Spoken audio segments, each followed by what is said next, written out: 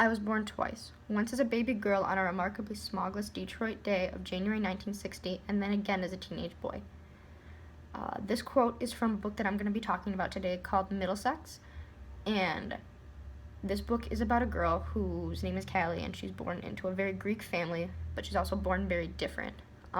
She's known as what is now today called a hermaphrodite, which is, if you don't know, a person who's born with both male and female chromosomes.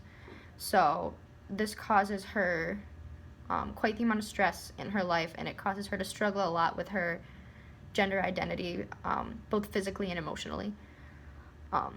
I personally really enjoyed this book, and I definitely highly recommend it. I think it's a book that everybody should read if they're interested in learning about gender identity and transgenderism or any topics like that. But it is also a book that I recommend you keep an open mind when you're reading, because it does get very graphic and it does get very controversial. So if you're someone who is easily offended by topics like that, maybe this book might not be for you. Another thing I liked about this book is that it was a very well-written book. When I was reading it, I could tell that the author put a lot of work into this to make it sound the way it does.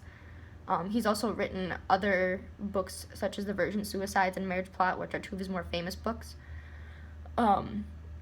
This was just kind of a side book that he wrote. He's also a Pulitzer Prize winner for fiction, and he's won many awards for talking about the controversial topics that he does, such as transgenderism, in this book.